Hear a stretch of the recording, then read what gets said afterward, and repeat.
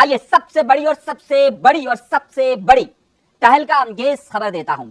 کراچی کا شہری 3.5 کروڑ لوگ جس ظلم اور ستم کے آگے بے بس نظر آتے ہیں وہ یہاں پر کھدے ہوئے روڈ اور سڑکیں ہیں۔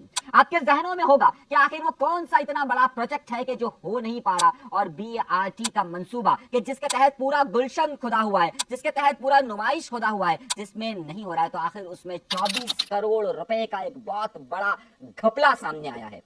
24 کروڑ روپے، سوچئے 24 کروڑ روپے کا گھپلا سامنے آیا ہے، اور یہ گھپلا بتانے والا کوئی اور نہیں، یہ دیکھیے، یہ رپورٹ آپ کے سامنے رکھ رہا ہوں، اس کو ذرا غور سے دیکھ لیجئے اگر دیکھ سکتے ہیں۔ اس کے اوپر لکھا ہوا ہے آڈٹ چینل کی رپورٹ ہے یہ، اور یہ حکومت پاکستان نے جاری کی ہے۔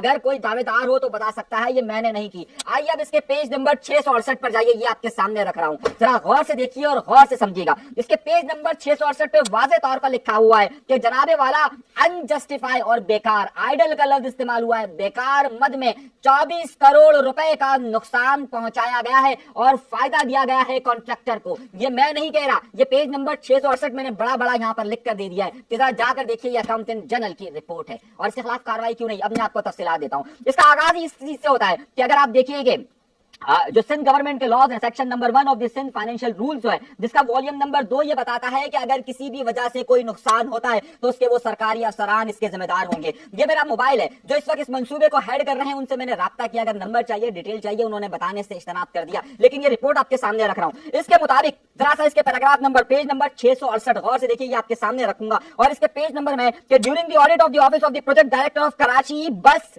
Rapid transit red line project, یعنی کہ جسے BRT کہا جاتا ہے، فار دی فائنینشیل ایئر 2023 اور 24، ابھی کی خبر دے رہا ہوں آپ کو، ابھی کی خبر۔ تو it was observed that idle charges, یعنی کہ آئیڈل کا مطلب بیکار قسم کے چارجز میں پیمنٹ آف 27 کروڑ روپے کی پیمنٹ کی گئی ہے۔ یہ میں نہیں کہہ رہا، یہ لکھا ہوا ہے، نظر آئے تو دیکھ لیجئے، یہ رپورٹ سامنے موجود ہے۔ 27 کروڑ روپے کی پیمنٹ کی گئی ہے، اور یہ ADB کی اسکیم سے کی گئی ہے۔ Was made to messrs CRSM associate AM associate JV under the interim payment certificate number 7 اور 8 بیکار۔ اور اس کی وجہ کیا دی گئی ہے کہ جناب کانٹریکٹر نے یہاں پر ابھی تک جو اس کا منصوبہ نہیں دیا، یہ نہیں دیا، وہ نہیں دیا، اس پر ایک جو ڈپارٹمنٹل اکاؤنٹ کمیٹی بنی اور اس نے سب کچھ کلیئر کر دیا، لیکن یہ اکاؤنٹنٹ جنرل کی رپورٹ بتا رہی ہے کون ہے اس ٹرانسپورٹ کا ذمہ دار، کون ہے اس 27 کروڑ روپے کا ذمہ دار، جو میں نہیں کہہ رہا، اکاؤنٹنٹ جنرل کی رپورٹ کہہ رہی ہے، لیکن سب بتانے سے قاصر ہے۔ اور اس میں باقاعدہ یہ لکھا گیا ہے کہ تقریباً 1 کروڑ 27 لاکھ روپے تو صرف اس مد میں حکومت کے فنڈ سے لے لیے گئے، یعنی کہ اس بات میں دیکھیے کہ جو کہ انکم ٹیکس کی مد میں 7% حکومتی کھاتے سے لے لیے گئے، اس کمپنی کو نہیں دیے گئے۔ سوال یہ نہیں ہے، سوال میرے بھائیوں دوستوں اگر جاننا چاہو تو یہ ٹرانسپورٹ کا محکمہ کس کے پاس ہے، یہ BRT کس کے پاس ہے، اور اس کے بعد پھر آپ یہ دیکھیے گا کہ جس کمپنیوں کے میں نام نہیں لے رہا بلکہ جو اکاؤنٹنٹ جنرل کی رپورٹ کے اندر لکھا ہوا ہے یہ آپ کے سامنے موجود ہے، جا کے پوچھ لیجئے کمپنیاں کس کی ہیں، جا کر پوچھ لیجئے کمپنیاں کس کی اور کس کو اتنا بڑا منافع دیا گیا ہے۔ یہ تہلکہ انگیز رپورٹ میں آپ کے سامنے رکھ رہا ہوں، یہ سارے ڈاکیومنٹس سامنے رکھ رہا ہوں، اور یہ میں نہیں کہہ رہا، اگر کوئی اور کہہ رہا ہے آپ جا کر صرف اس رپورٹ کو پڑھیے جو میرے سامنے پڑھی ہوئی ہے، اور اس کے سارے پیجز میں نے پڑھے ہیں۔ یہ کرپشن کی انتہا ہے، کرپشن کی انتہا ہے، یہ اکاؤنٹنٹ جنرل کی رپورٹ آپ کے سامنے موجود ہے۔ اور کون دے رہا ہے یہ، کس کا ڈپارٹمنٹ ہے ٹرانسپورٹ کا، اس وقت کے بڑے طاقتور ایک وزیر ہیں ان کے پاس، اور میں نے باقاعدہ رابطے کیے ہیں جو BRT کے منصوبے اس وقت دیکھ رہے ہیں ان سب سے، انہوں نے بتانے سے اجتناب کر دیا کہ یہ سارا معاملہ ہوا کیا ہے، کیوں۔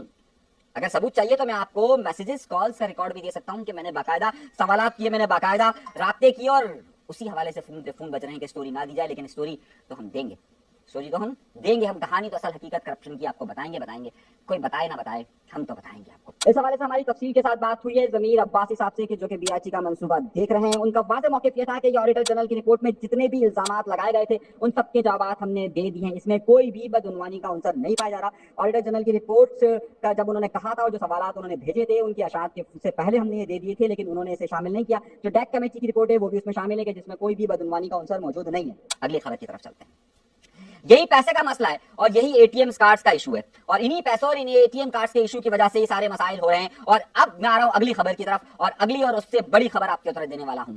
آج کراچی شہر کے اندر ہڑتال ہوئی، تاجر بھلے تقسیم نظر آئے، لیکن آج کراچی کی بڑی مارکیٹوں نے حکومت کے جبر کے خلاف اسٹرائک کی کال دی تھی، اور اس میں کافی مارکیٹیں آج بند رہی۔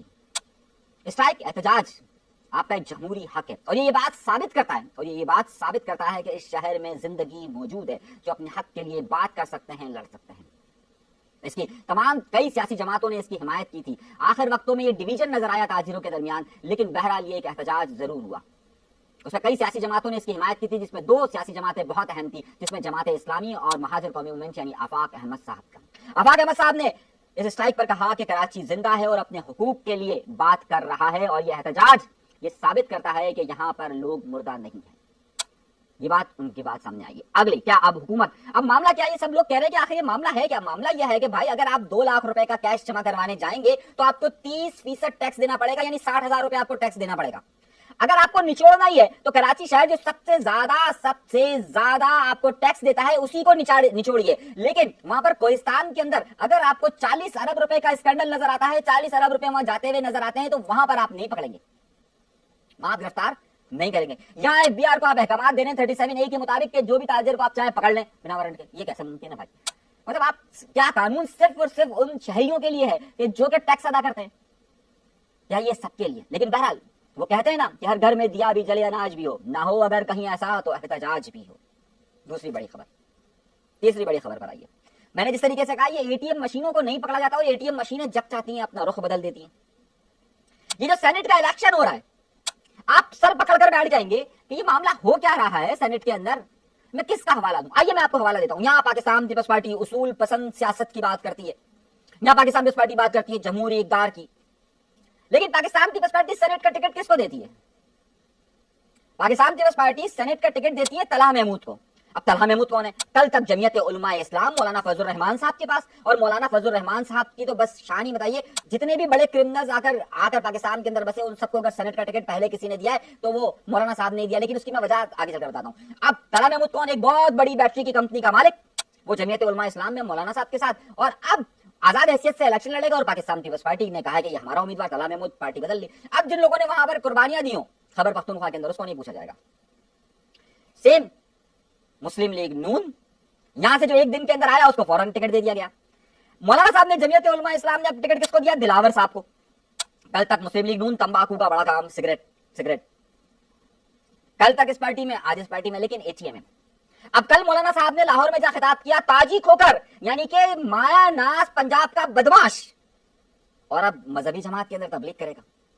اعظم سواتی جس کا کوہستان اسکینڈل کے اندر نام آیا, جب وہ ملک سے باہر, جب ملک سے امریکہ میں اس کے خلاف کرپشن کا الزام لگا, یہ پاکستان آیا, پاکستان میں آ کر اس کی جو پہلی پارٹی تھی جمعیت علماء اسلام, اور اس کو سینٹ کا ٹکٹ دیا. اسی پر بھی 40 ارب روپے کا چل رہا ہے, اور اس کے بعد یہ PTI صاف چلی, شفاف چلی, PTI چلی.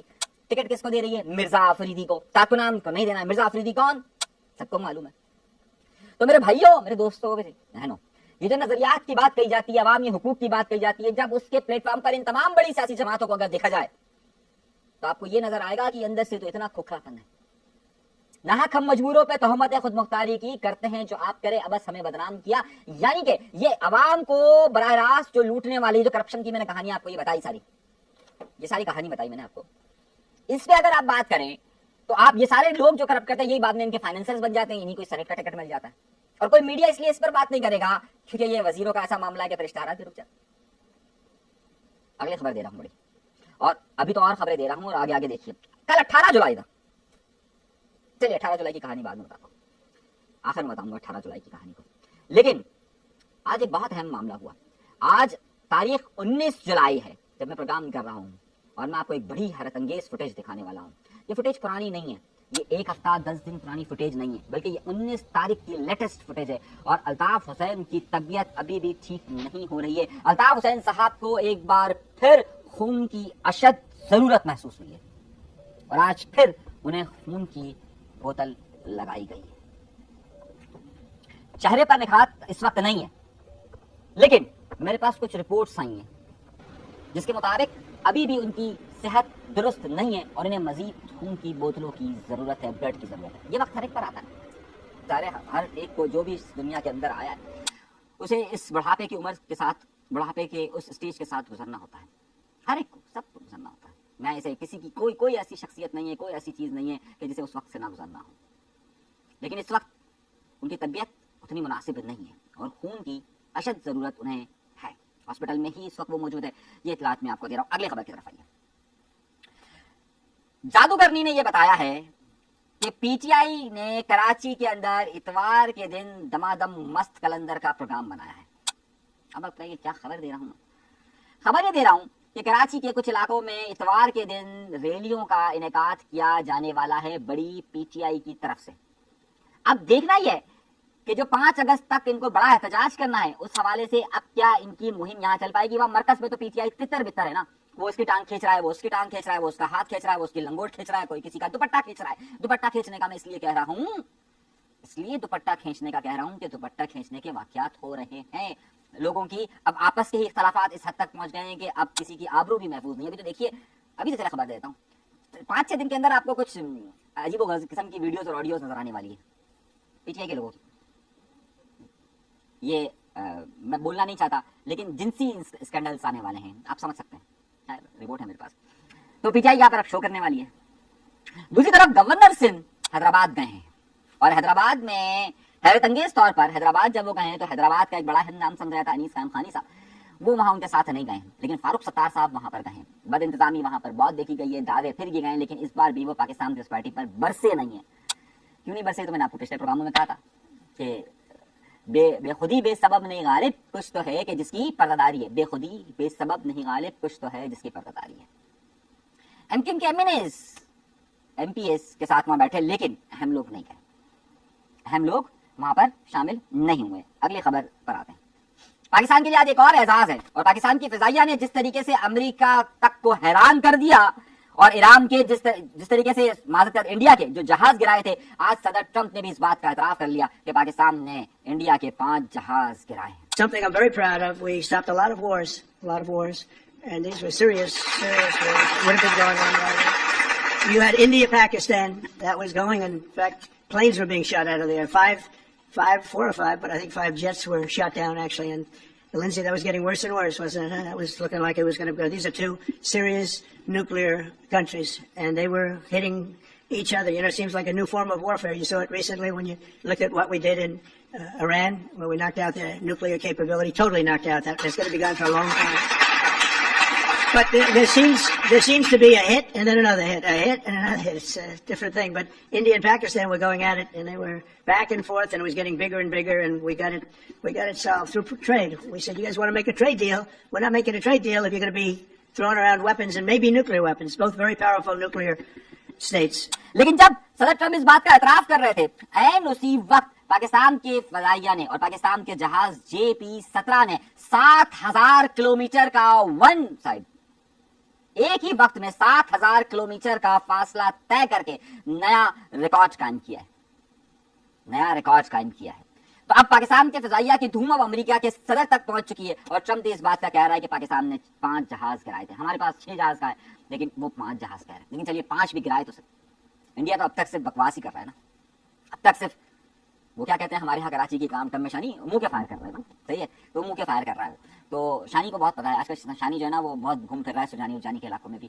تو خیر چلیے اگلی خبر کی طرف چلتے ہیں. اور اگلی خبر یہ کہ کل 18 جولائی, آپ کو معلوم ہے 18 جولائی پاکستان کی تاریخ کے لیے بہت اہمیت رکھتا ہے, اور خاص طور پر سندھ کی سیاست کے لیے بہت اہم نام رکھتا ہے. 18 جولائی وہ دن تھا کہ جب ذوالفقار علی بھٹو کے بیٹے شاہنواز بھٹو کی موت ہو گئی تھی فرانس میں. آپ میں سے شاید بہت کم لوگوں کو معلوم ہو کہ یہاں پر یہ پروپیگنڈا تھا کہ جناب وہ منشیات کا استعمال کرتے تھے, جبکہ پاکستان پیپلز پارٹی کا یہ دعویٰ تھا کہ اس وقت کی اسٹیبلشمنٹ نے اسے وہاں قتل کروایا ہے. لیکن اس قتل کا الزام فرانس میں لگا خود شاہنواز کی بیوی پر, اور شاہنواز کی بیوی اور میر مرتضی بھٹو کی بیوی دونوں بہنیں تھیں. ذرا غور سے میری بات کو سمجھیے گا. شاہنواز بھٹو کی ایک بیٹی تھی جس کا نام تھا سسی بھٹو. آپ کو معلوم ہے وہ آج کل کہاں ہے؟ نہیں معلوم ہوگا.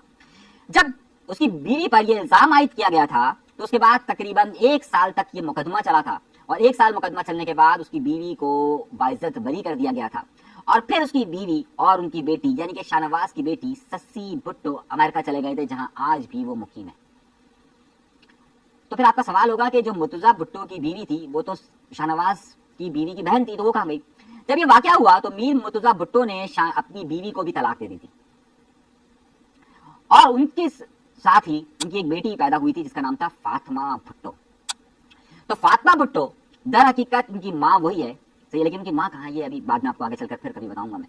اور فاطمہ بھٹو در حقیقت رنما بھٹو صاحبہ کی بیٹی نہیں ہے, جن سے بعد میں میر مرتضی بھٹو نے شادی کی تھی. तो आप सोच रहे होंगे मैं ये बात क्यों कह रहा हूँ। शाहनवाज भुट्टो का 18 जुलाई को ये वाकया रूनुमा होता है और इसके 1.5 महीने के बाद बेनजीर भुट्टो साहिबा शाहनवाज भुट्टो की मैयत को लेकर पाकिस्तान आती है और उनका शानदार इस्तकबाल होता है और हजारों सोगवारान की मौजूदगी में शाहनवाज भुट्टो की तदफीन हो जाती है। पाकिस्तान की उस पार्टी, उस वक्त की पाकिस्तान पार्टी उस वक्त की एस्टैब्लिशमेंट पर इल्जाम लगाती थी कि शाहनवाज भुट्टो को जहर दिया गया।